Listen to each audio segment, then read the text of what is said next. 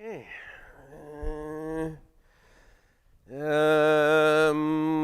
Let's see. What is the speed of light?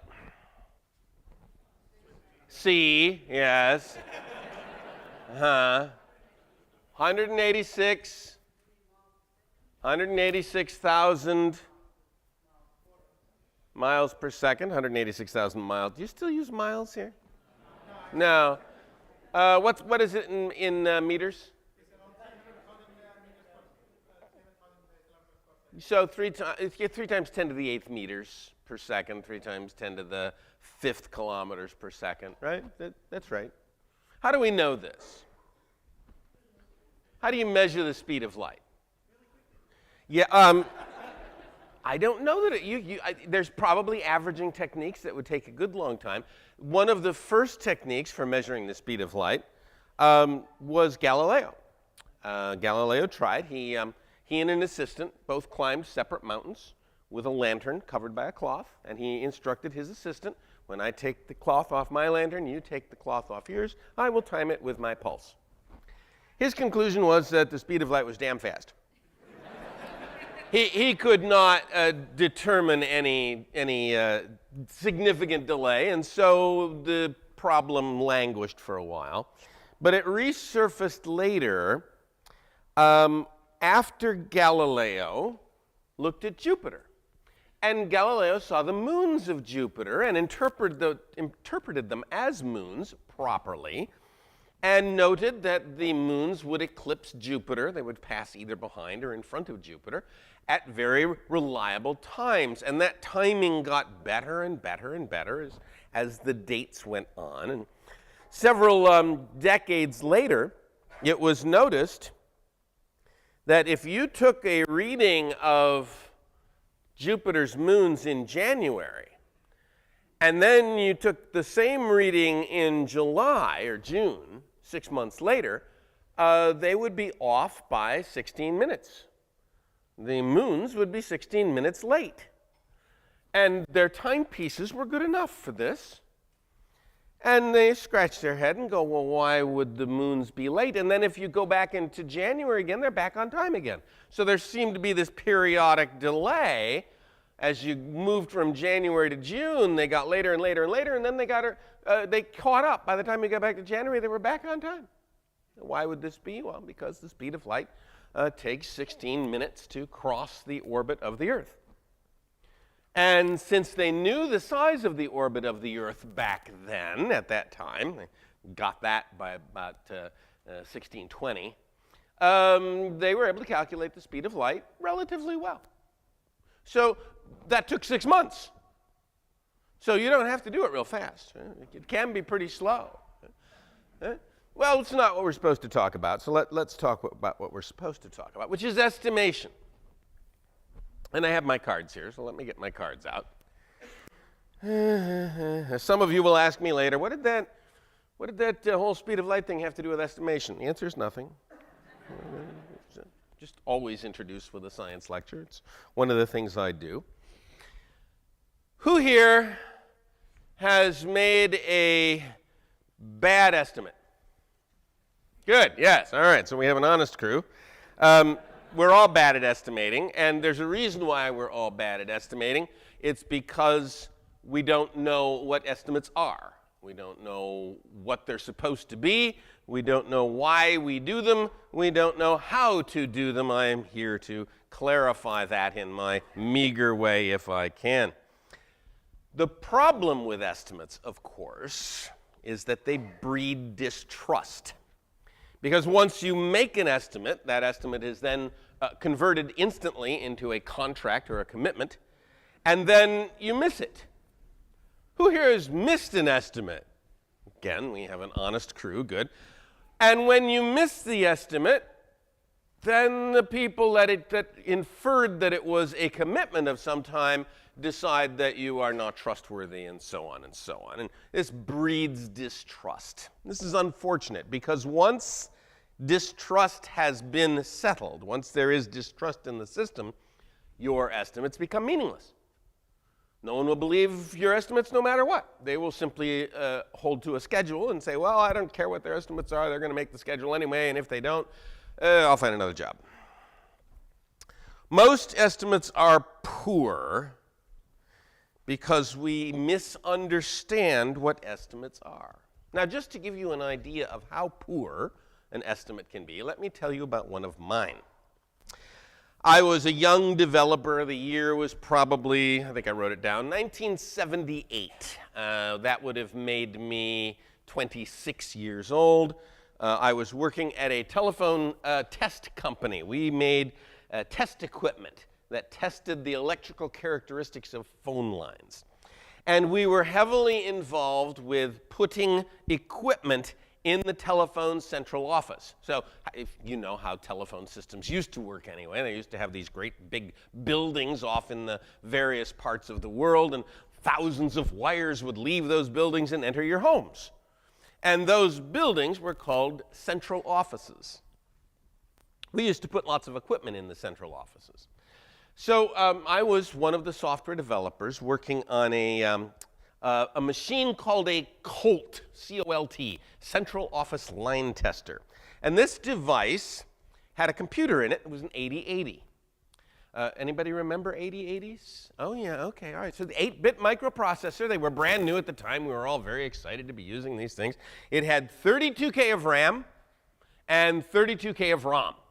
So the entire program lived on the 32K of ROM, and then we had working storage of another 32K. The 32K of RAM was on a board that slipped into the backplane. So this device was, the size of a microwave oven. And boards slipped into it and stuck into slots, like a real machine. And the RAM board, 32K, that was on a board, stuck into the backplane. The ROM, the read-only memory, took 3 boards. And the reason for that is that the ROM chips were big and they were power hungry. And we could only get, how many of them on a board? 12. We could only get 12 of them on a board. They wouldn't fit otherwise. And so in order to get 32, we needed 3 boards. It was all written in assembly language. Who's written assembly language? Oh, look at that. How much fun is this? Right? Let's write some assembly code now. Yeah. So we spent months writing this code, and it was a ton of fun.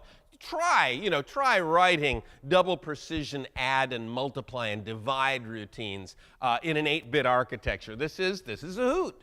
So we had this massive 32K assembly language program. It was one source file. And by the way, source files in 1978 were brand new. I mean, that's just one step past cards. And when you had cards, there were no source files at all. You just had decks. You know what the source code control system was for a deck of cards? It was your desk drawer. When you wanted to check it out, you opened the drawer. Right. And when you checked it out, you had physical ownership of the code. It was awesome. I mean, nobody could check it out. There were no merge problems. Until you dropped them. Well, that's, we took a big black magic marker, we drew diagonal lines across the top of the deck so that if you dropped them, you could put them back in order. Just get that line to line up again. It was close. Yeah. So,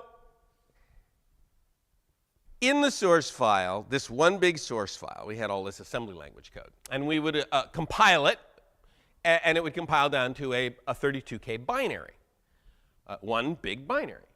Okay. And we didn't have any libraries or operating system or anything, so every instruction that executed on that 8080 was in our assembly language file, absolutely every one. So we would then take that binary, and we would burn it onto the ROMs. Now the ROMs were 1K by 8. So I could put 1 kilobyte on a ROM. We needed to burn 32 of them. And, thank you. And we had to burn them in order. So we had to burn 32 ROMs. And then we'd have to label them 1, 2, 3, 4, like that. And then you had to put them into the sockets on the ROM board. And you had to do that in the right order. because the first ROM socket was address 0, and the second ROM socket was address 1K, and the third ROM socket was address 2K, and so on and so on and so on. So now you've got 32 chips loaded into 3 boards, which you go bang, bang, bang into the back plane, and you turn it on, and it executes, and life is good. And we didn't have unit tests in those days, so we'd kind of look at it for a while and say, it looks like it's working, ship it. And, okay. We had hundreds of these in the field, hundreds, and scattered all around the world. Now, what if you find a bug? What do you have to do? Let's say you have to change one line of code. One. Change how many ROMs? All of them. Why? Because this is assembly language. If you add a new instruction, all the addresses shift. Everything changes. You can't just take out one ROM and change it. You've got to change all 32 ROMs. So when we had bugs like this, we would have to burn 32 chips times hundreds, and then we would have to ship them to field service engineers around the world. Big packages of ROM chips. We hope we labeled them correctly. 1, 2, 3, 4. Well, and the labels tended to fall off sometimes, because of temperature and things like that. And the field service guys would get these big wads of ROM chips, and then they would have to drive hundreds of miles to get to a central office. They'd have to get into the central office, unscrew the top of the machine, pop out the ROM boards, pull out all the old ROM chips, put them in a bag, take the new ROM chips, and insert them into the sockets. Has anybody inserted an IC into a socket? How many times does that work right? Those little pins, they go into the socket, like that, and they're supposed to just slide right in, and sometimes they do this. Woo! And you can't see that, right? So then you get it all plugged in, and you turn it on, and it doesn't work. And you go, oh, damn, I bent a pin. And you take them all out again, and you hunt with a little flashlight for the pin that you might have bent. This was their job. The field service people hated us. We've got a bug fix. Oh, God, no. So my boss comes to me, and he says, we have to fix this, and you're going to love this. We need independent deployability of the ROMs. How do you do that? How do you get it so that when you change a line of code, you only have to ship the one ROM chip that changed? How do you do that? Well, so now this was long before there were object-oriented languages or scalable architectures or anything like that. But it turns out that it's not very hard. And what you do is you make sure that you know every function that can be called. In those days, we called them subroutines. So you find out every subroutine that can be called. You note where they are. Then you put at the beginning of each ROM chip the address of every subroutine on that chip. And then when the system boots up, you take all those addresses, you copy them into RAM, and you modify all of the subroutine calls to jump indirectly through the RAM vector to the appropriate chip. What have I invented now? I've invented a bunch of objects, right? They are now polymorphic methods on little objects, and those objects are ROM chips. And we sorted all of the methods, and we made sure that all of them could fit onto the 32 ROM chips with a couple of hundred bytes to spare at the bottom of each one. And I was supposed to do this. My boss and I brainstormed the technique. And then he said, well, Bob, how long do you think it's going to take? It's a pretty simple job, right? I mean, it's just a bunch of pointers and stuff like that. I said 2 weeks. Yeah. Because that's always the answer, isn't it? 2 weeks. Yeah, 2 weeks. That took me 3 months. I was off by, what? A factor of, what is that? Well, a lot. It was off by a factor of a lot. After a factor of 6 or something like that. Yeah, 6. Just a little bit of a problem with the estimation. Estimates are hard. I didn't know how long it would take. It seemed simple to me, this problem. Turned out not to be simple, and there was no way for me to know in advance that it wasn't simple, because it certainly seemed simple. How long does it take you to tie your shoes? 10 seconds. Woo! You need some practice, buddy. Wow. 10 seconds to tie your shoes. Most of us, like those shoes, you probably tie those in, I don't know, 5 seconds. You don't even think about it anymore. Write down the instructions. Write down the instructions for tying your shoes so that someone who's never seen a shoelace before can tie a shoe. That's what we do as programmers. That's what we do. We write down the instructions so that a computer can follow them. And a computer has never seen anything before, has no knowledge. We have to write down these instructions that are immensely precise. Write down the instructions. Estimate now how long it will take you to write down those instructions. Then write down those instructions and test them with someone who's never tied a shoe before. Find that if you can. You will be wrong. Believe me, you will be wrong. Or this is one I like to do a lot when I teach courses. Has anybody ever written a word wrap algorithm? Where you take a string that has a bunch of words and spaces, and then you say, well, it can't be any longer than 30 columns. So you have to insert line ends at just the right point. And it sounds like a trivial problem. If I were to give you a page of text and tell you, just make it 30 columns wide. I give it to you on paper, right? Not on a screen. I give it to you on paper, and I say, just rewrite it so that it's 30 columns, and I'll give you a grid paper and stuff. It wouldn't take you very long to do this. It would take you 5 minutes to copy everything down. How long do you think it would take to write the code? How long does it take to write a word wrap out? Go home tonight and write this. Estimate it first. Here's someone who knows. 2 weeks. Estimate it first, then go and do it, and notice that it takes you 3 times longer than you thought it would. There's a fundamental rule in software that everything takes 3 times longer than you think it should, even when you know this and take it into account.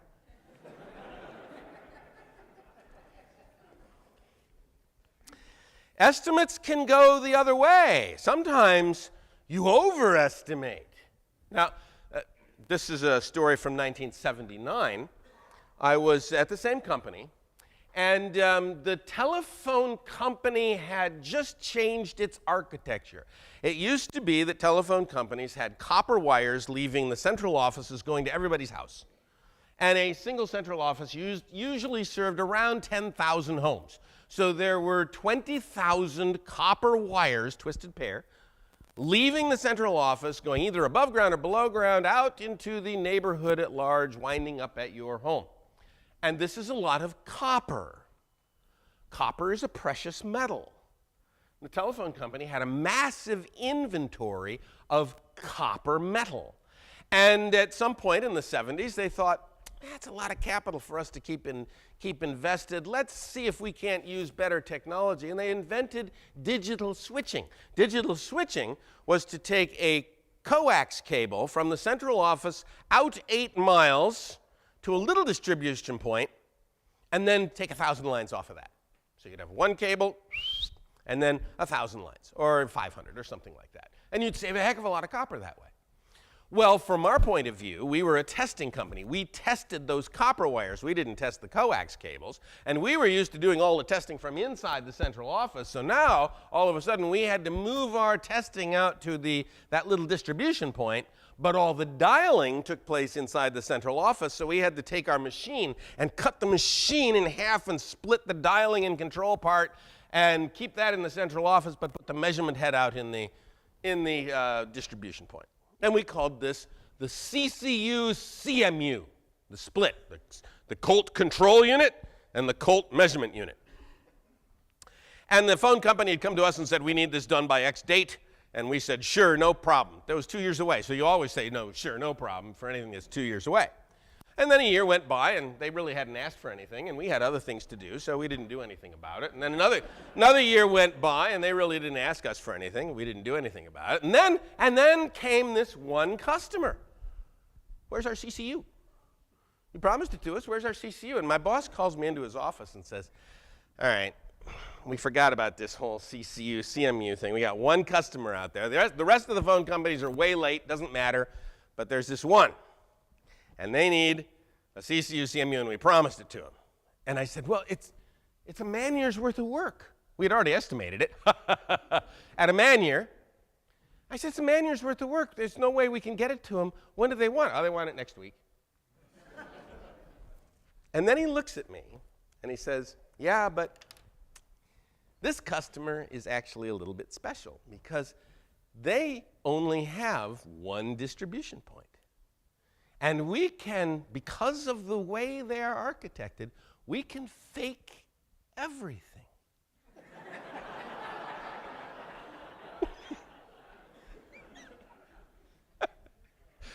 And we did. And we charged them for it. Oh, yes. We created what we called the PCCU. And you know what P stands for. So the upshot of my discussion, the reason I'm telling you these stories here, is to give you the idea that estimates can be wildly wrong for very good reasons. Here was one that was a factor of 6 too small that I made, and that other one was a factor of 20 too large. Man year, no, it turned out to be 2 weeks. Managed to get that out to the customer in 2 weeks. So we have this wild range. Now, what should an estimate be? What should an estimate look like? Estimate should have 3 characteristics.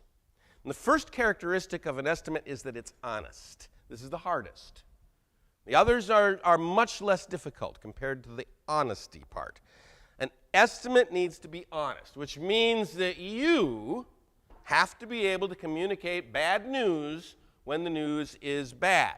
And when the appropriate outrage is in your face, you need to be able to continue to demonstrate or to assert that the news is bad. I'll come to that one later because that's a much more personal kind of thing.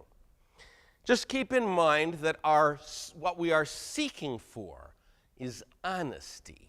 And the reason we seek honesty is that regardless of what your estimate is, if it's honest, you will breed trust. You will eliminate the problem that you are not trusted. You will not eliminate the problem that people get mad.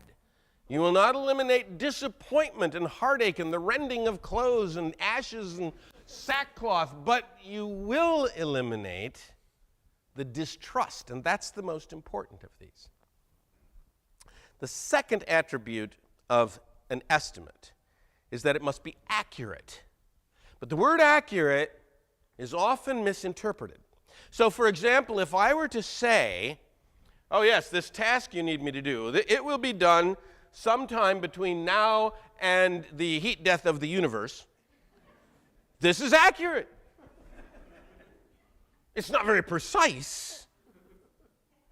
It's not very useful, but it's perfectly accurate. And you know, if I held to that estimate, then no matter when I delivered it, I would not breed distrust. I would breed something else. So the third aspect of an estimate is that it must be precise. Not only accurate, the bounds must properly surround the end point, but the bounds must be brought in to be precise enough. So now, an estimate can often be too precise. If somebody were to say, well, when can you get this task done? And I were to say, I will get it done on January 23rd of 2017 at 2:13 in the morning. This is very precise, probably dead wrong, not very accurate, but very precise. What we're looking for here is the right mix or the right amount of precision. We need very close to 100% accuracy, but just the right amount of precision. And to get that precision, there's this fundamental truth that you first have to address. What is the most honest estimate you can make? I don't know. That is the most honest estimate you can make because you don't know. The problem with that estimate is that it has no accuracy and no precision. So now you have to add accuracy to it by setting bounds. It'll be done sometime between these two dates, and that has to be pretty good. And then you need to get it precise by bringing those dates in. And we're going to talk about exactly how to do that. But the essential point here is that an estimate is never a date. It is always a date range. And you will find immense pressure upon you to make it a date, which you must reject, because you know it is not a date. It is a range of dates. And in order to be honest, you must continually say that it is a range of dates. And this is very hard to do. People won't like it. But, let's see, I covered that. Most estimates are lies. If you give an estimate of a date, that's a lie. You're just wrong. It's not going to be done on that date. Or if it is, you're lying about something else. Maybe you've already got it done. Now, that's a common one. It's already done, so you estimate, I'll have it done next Wednesday. This is a good ploy, by the way. There's nothing wrong with that. Right? It's already done, but you don't say that.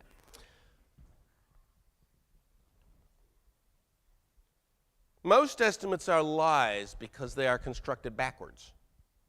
The end date is already known. I had a boss come to me one day, and I had estimated how long it was going to take to get something done. And it was well past the end date, the necessary end date, the contractually obligated end date. And he looked at me and said, "We're not going to plan to fail." What option does this give me? Wait, I told you how long it's going to... nope, we're not going to plan to fail. Now, is there something I can do to work with my manager? Can I say, well, okay, maybe we can bring the date in if we don't do features X, Y, and Z, or maybe I can bring the date in if I say, if I have 2 more developers, I can probably bring it into that date. Maybe there's some negotiation like that, but just simply saying, well, we're not going to plan to fail, is simply telling me that I have to make the date. Has anybody had that one? You have to make the date. So I was consulting for a company a while ago. It was about 5-6 years ago. And I was teaching them something. I can't remember what I was teaching them. And in walks the project manager. And he's clearly disturbed. You know, he's got that body language. And he gets everybody's attention. And he says, guys, and apparently he had just gotten back from his boss's office. So he's clearly agitated. Guys, we really have to make the date. Now, what are you supposed to do with that? Well, you know, all the guys are sitting there looking at him going, yeah, we've heard that before. Thank you for letting us know that we really have to make the date.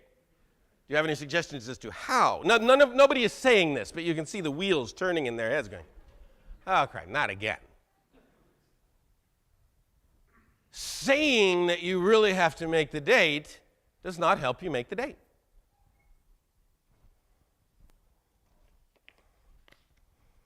Yep, that was that story. I worked for one company once, consulted for a company once, a big company, actually. I can tell you the name of it now because the statute of limitations is over. It was Xerox. I was consulting at Xerox long, long ago. And they had a great big project. It was the development for the software of the very first digital color copier ever. And 68,000 based, 16-bit microcomputer based, beautiful machine, lovely to work on. And there was this, in the cafeteria, no less, there was this project graph on the wall that someone had done in a predecessor of Microsoft Project, because it predated that era. Right? And one of the engineers came up to me and said, yeah, there's the project schedule, it's on the wall. Yeah, we call that the laugh track. This is before the project was started.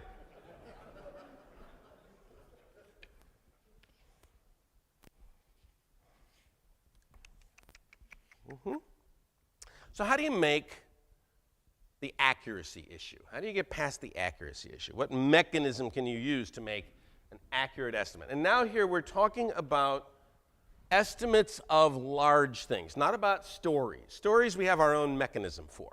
Tasks we have our own mechanism for. It's simple, it's gut level stuff. But you're doing an estimate of something large, a project that spans months. How do you begin to address the accuracy issue? And the traditional way we do that is by doing a work breakdown structure. Who's done a work breakdown structure? Okay. And work break is real simple, right? You take it and say, well, here's the big task. Now that subdivides into 3 tasks, and each one of those tasks subdivides into 4 more, and each one of those subdivides into 6 more. Continue that down for a very long time. And then you estimate the leaves of the tree down at the bottom. You say, okay, all those little tiny tasks down there, I'm going to estimate those gut level. Usually you say, oh, that one's probably a day, that one's probably 2 days, 3 days, that's 8 days, whatever. And you add them all up and say, okay, there's my estimate. What's wrong with that approach? What goes wrong? Well, yes, integration is a bit of an issue, isn't it? Yes, you've kind of given all of the tasks down there, and you've said how long it's going to take to develop those tasks, and you're probably not too far off on that.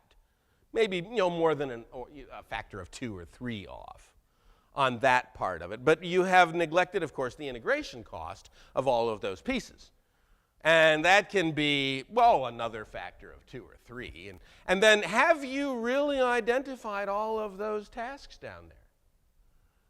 Or has anybody done this? You do a work breakdown structure, and then you start to develop and you realize, oh, I missed half the tasks.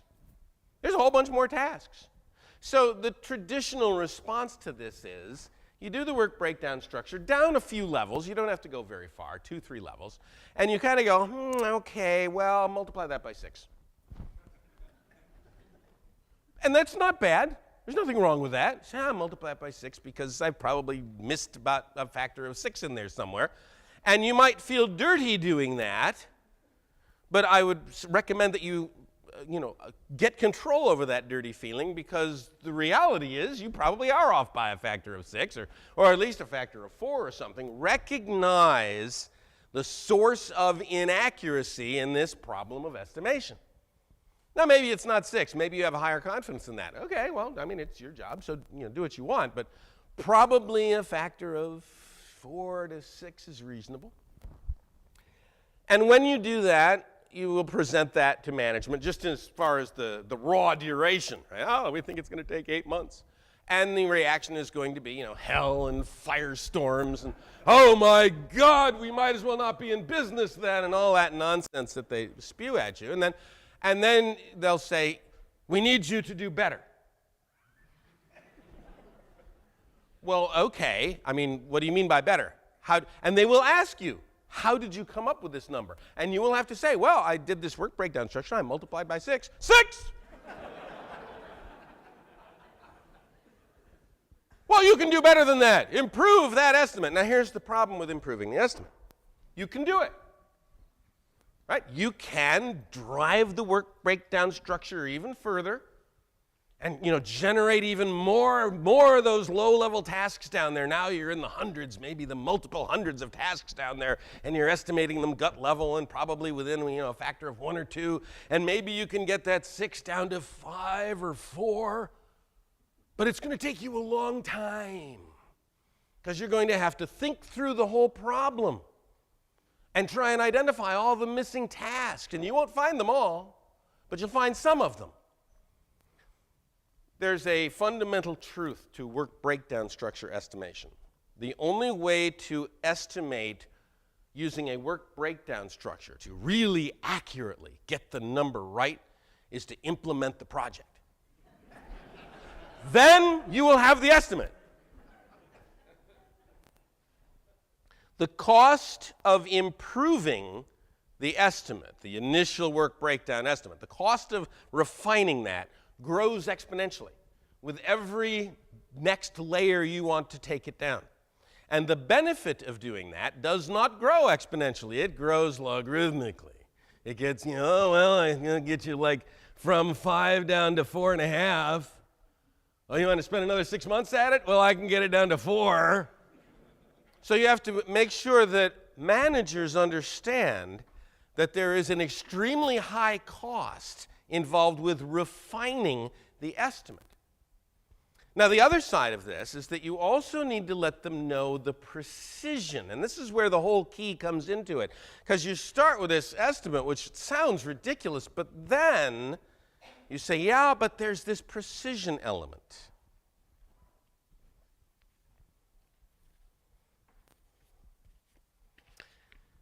Precision is a matter of setting bounds.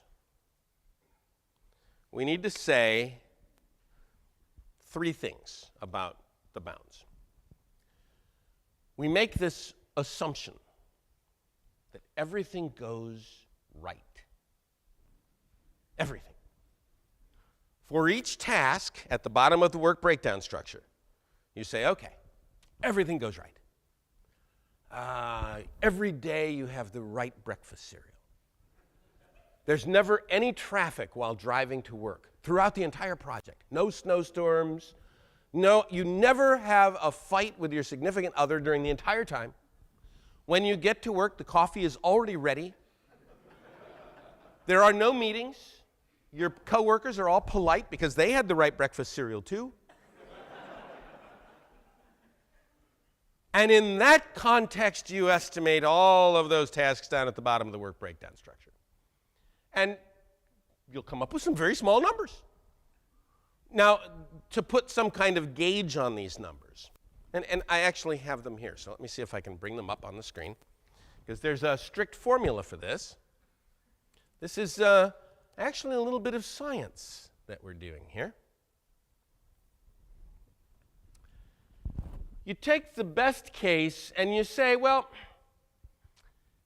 yeah, it's the best case, and that means there's a 95% chance I'm going to miss it. Okay, but there's a 5% chance you might make it. So 1 in 20 times, you're gonna make it. Most of the time, you're going to miss it. And then you do the opposite of that. You do the worst case analysis. In the worst case, everything goes wrong.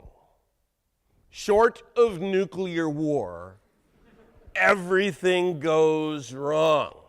You are always in some kind of fight with your significant other. In fact, you're on the verge of some kind of divorce. Everyone on the team is on the verge of some kind of divorce. There are meetings every single day that last for 10 hours. And the goal of this estimate is to push the bound out so that you only have a 5% chance of missing it. So this is pretty far out there. And then you name the nominal case. And the nominal case was your original estimate. Your original estimate was that one down at the bottom that you think is probably wrong by a factor of 2 or 3, but okay, fine. And you multiply that by your 6 before you do any of this, of course. And then you plug that into here, and you've got your worst case and your best case and your nominal case, and those are the 3 magic numbers that you want to talk to your management about. And so this is going to be something like, they'll say, well, when do you think you can get this task done? This task, if everything goes right, I can get that done in a day. Probably it's going to take me more like 4 days. And if everything goes wrong, it's going to be 2 months. They're not going to like hearing that, by the way. But it's honest. It's true, right? And maybe it won't be 2 months. Maybe it's only 1 month. But okay. It's got a range on it. Right? And that range has a shape. It's a distribution curve. The estimate has now become a random or a probable variable, a probability variable. It has a mean and a standard deviation. And you can communicate the mean and standard deviation. In fact, you can calculate them. There's some simple calculations for mean and standard deviation. The standard deviation of such an estimate is simply the worst minus the best divided by 6. Right? That's the way they usually do it. And why 6? Well, because you want 3 sigma on one side of the mean and 3 sigma on the other side of the mean, which gets you to about 95, 96, 97% probability. Right? So that's the rationale there. And the mean is really this kind of strange calculation there, which is the best plus the worst plus 4 times the nominal divided by 6. And you do that because you really want to take into account that worst case, because the worst case is pretty far out there, and you don't want to just add up all the means, all the normal cases. So you're actually going to shift it to the bad end a little bit. And then what you can do for a project is you can sum up all the means. You sum up all those means down there, and that'll give you some number, And then you need to sum up all the standard deviations. And in order to do that, of course, you have to square them into variances and then sum up the variances, take the square root of that, and you get the standard deviation of the entire mess, which gives you the shape of the probability curve. And that's what you offer to management. It's a probability curve. And you can draw it on the board. Yes, sir, it looks like this. You draw a bell curve, and you put the limits on it. Perfectly honest, nice way to deliver a message to management. And some of you are saying, this man's a fool.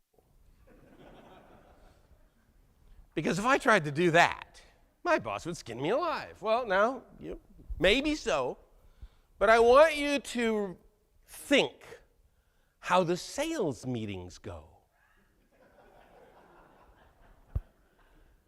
Where the CEO's in a room with all the salesmen, right? And he says, okay, what are you going to bring in this quarter? You think that salesman gives him some kind of a number like, well, I'm going to bring in $122,455,362. That salesman's going to sit there and go, well, if HP comes in, I might be able to bring in, maybe a 1 or 2 million if they don't come in. And I'm going to work really hard to get them to come in. And, they're salesmen. So they can sell their position. The point I'm making here, of course, is that managers are called managers because they have to manage uncertainty. That's why we manage things. We have to manage people who are uncertain. We have to manage facts that are uncertain, sales numbers that are uncertain, projections that are uncertain. We have to manage all of these uncertain things. You are not asking them to do anything that's not in their job description. Now, on the other hand, why would a manager accept an estimate that's in the form of a probability distribution? They don't want to accept that because that means they must absorb the risk. They have to manage the risk. They'd rather you manage the risk. So they will come back to you and say, oh, no, I need a date. And if you give them a date, then you're going to manage the risk. And they can go walk away and go, that's one risk I've put away. I know who to blame if that one doesn't come in.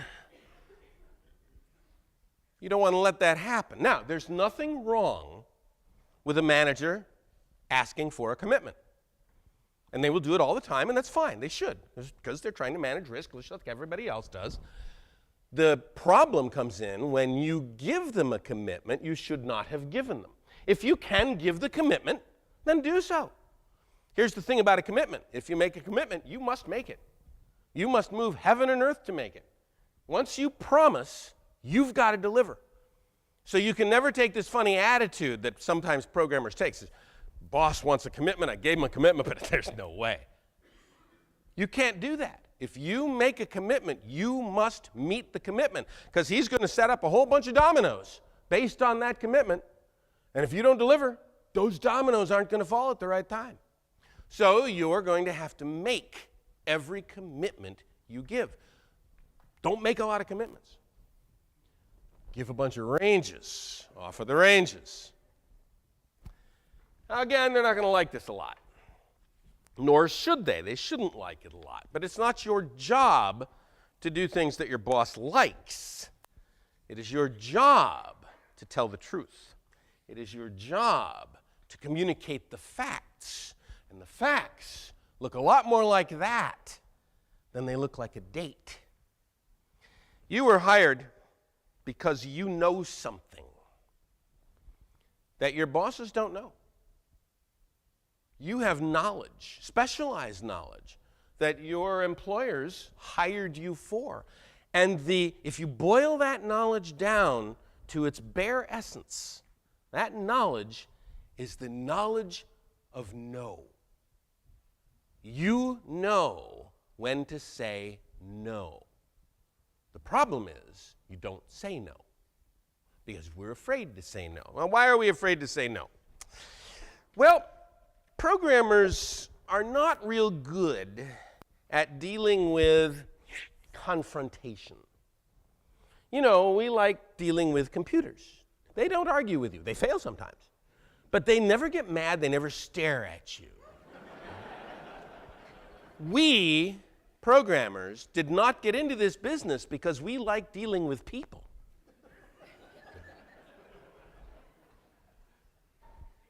Managers like dealing with people. Good ones do, like salesmen. Right? Managers like dealing with people. And the way people who deal with people who like to deal with people, the way those people find the truth is through confrontation. They don't want to see math. They don't want to see statistics. They want to look you in the eye and see your fear. Right? And that's how they find the truth. And if you back down and say, well, okay, sure, I'll get it done by, Thursday, then they know that that was the truth. You will get it done by Thursday. You just made a promise.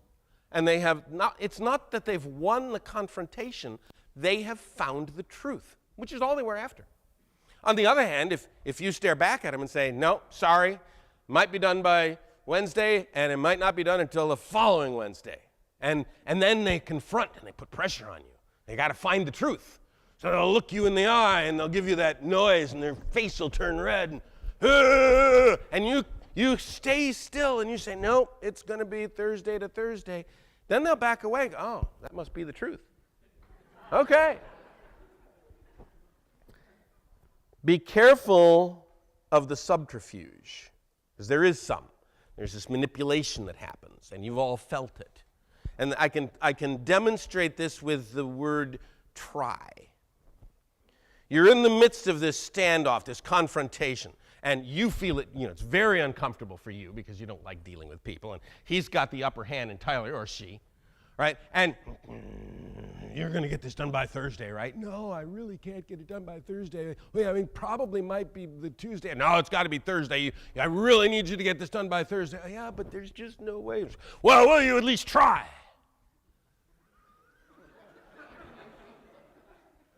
Well, how are you supposed to answer that? It sounds so reasonable.